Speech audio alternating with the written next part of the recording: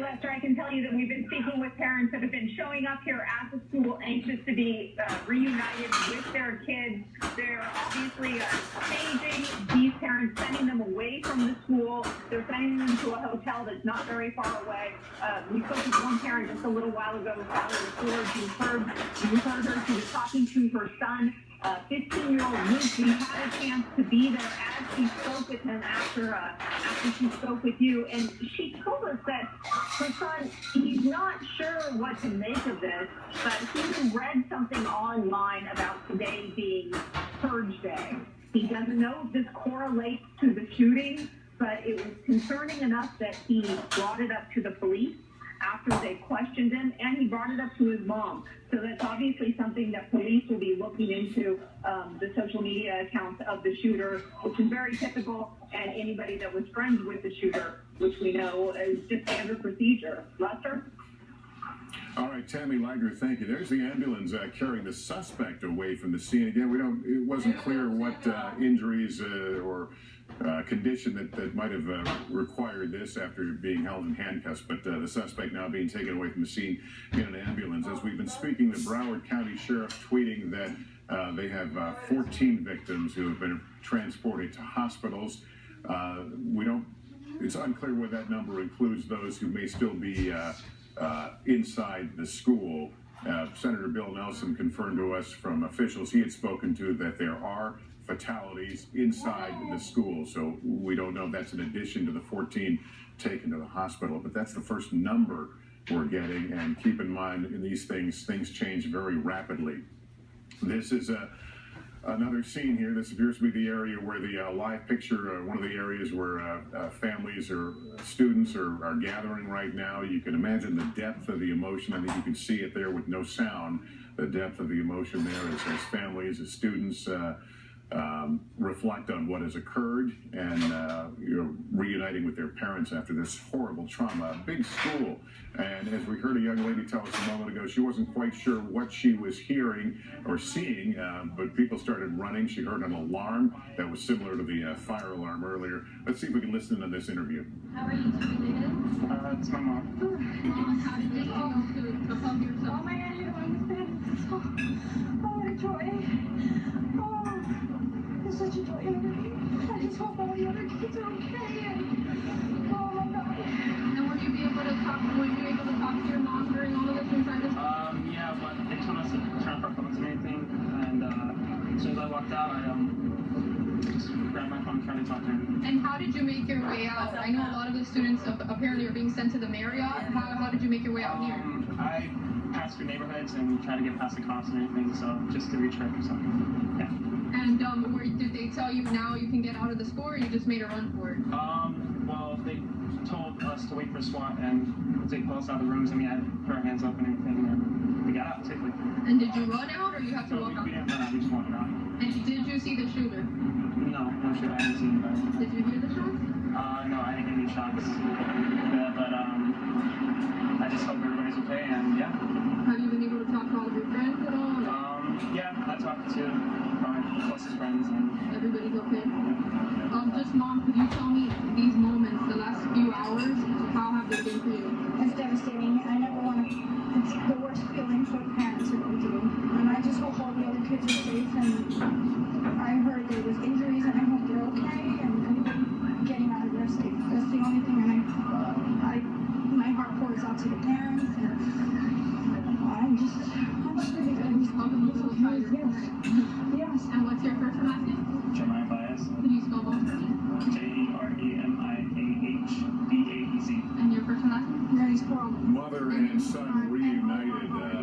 A student at the Douglas High School there in Parkland, Florida, reunited with his mother, who talks about something that she would never want to experience again, the trauma of not knowing if her son was okay. And of course, a lot of parents going through that same thing.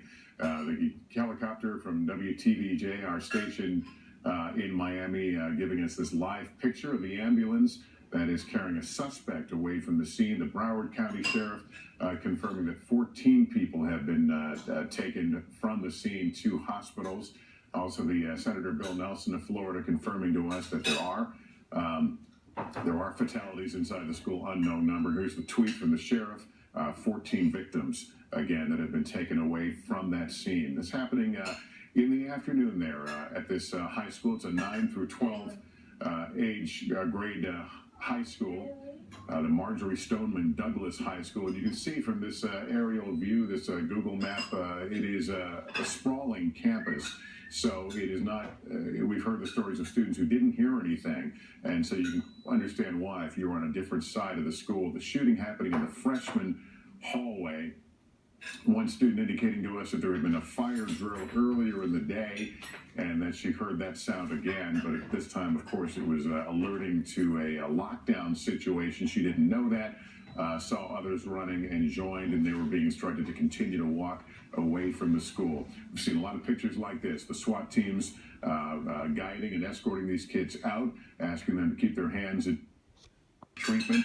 He appeared to be on his own 2 feet when he was taken into custody, and there was no urgency as he was handcuffed and eventually placed in a police car, only to emerge many minutes later here and then handed over to paramedics who put him on a stretcher and then took him away in that ambulance. Let's go to NBC's Tom Costello now. Tom?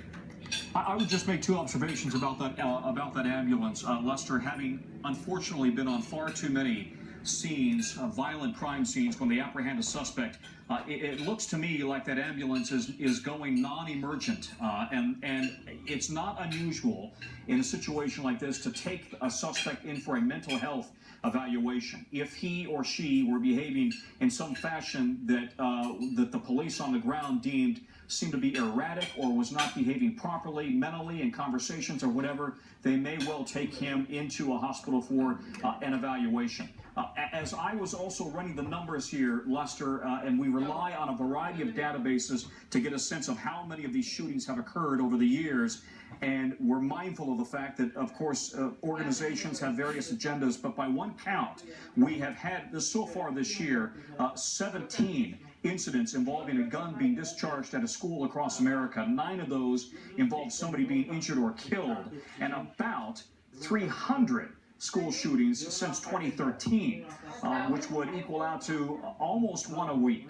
So unfortunately, across the country, this has become, as we have said many times, far too common, far too tragic of a set of circumstances that seem to repeat themselves time and time again. And these, Tom, as you know, these situations slowly unfold. The depth of the horror slowly unfolds. We heard, we saw the tweet from the sheriff. 14 people being taken away for treatment, but we also noted the Senator Bill Nelson telling us that the reports he was getting from officials that there were many dead inside the school. So we will watch this unfold very slowly as authorities get a handle on the situation, but the numbers perhaps could be very high. There's a scene by that highway overpass where parents have gathered. Don't know if we can listen in on this interview or not. Let's see if we can bring up the sound from WTBJ. Conference when the call came in from Dubby, so I just picked up my cell phone and all I could hear was him yelling, "There's a shooting at school, Mom, there's a shooting at school happening right now." So I just told him, "Run, baby, run, run, run." I didn't know what else. I mean, let me just say, from speaking from every parent's perspective, and I have a son who's a freshman in high school just like your son, that is the most terrifying thing any parent can ever imagine, and it happened to you. So how are you dealing with that, thinking about it now? You know, I kind of had an emotional moment trying to get here, but at the time when I was on the phone with him, I just felt panicked, you know, and helpless. There's nothing you could do. Your kid is running for his life, and there's nothing you can do. And just hearing him panicking on the phone was, I hope nobody has to go through that. My knees are shaking listening to you saying that. I just envisioning what every parent is thinking, that you went through that, and it could happen to any of us. And Dubby, what was the experience like from your point of view? What was the scene like? Just describe what happened. So what happened was the fire alarm went off. So everybody was going outside like a regular fire drill. And then all of a sudden I heard like 2 gunshots. And then I just see a whole bunch of people start running my direction. And then all the administrators and teachers just told us to start running. So I was just running wherever, and I'm just following the crowd. How How terrifying was that? At first I thought it was just someone pulled the fire alarm, and then I actually got scared. Like, there's actually a shooter, and people are actually dying, and I got scared. How do you? I know it just happened, so you're trying to deal with all this. This is a sort of thing that every school prepares for, and no school wants to actually have to deal with. No student wants to actually have to deal with it. So, thinking about it now, are you thinking just that you're grateful? Are you sad? Are you angry? Can you get a handle on your emotions yet? Well, I'm glad that I'm alive, but it also makes me really sad that.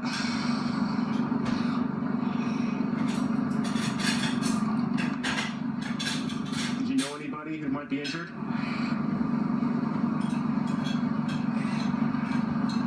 How tough is this to deal with as a parent? I don't even know how to deal with it. You know, driving here, it took me a while to get here. I just was thinking, how do I get him back to school?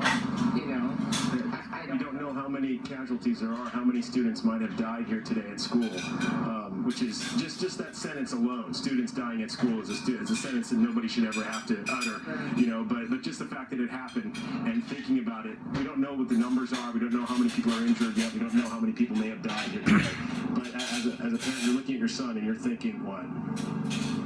I'm just thankful. You know, I thought this morning when he was heading off to school, I didn't think, you know, there are some parents whose kids are not coming home today, and I just think I feel so blessed, but my heart just aches for everyone.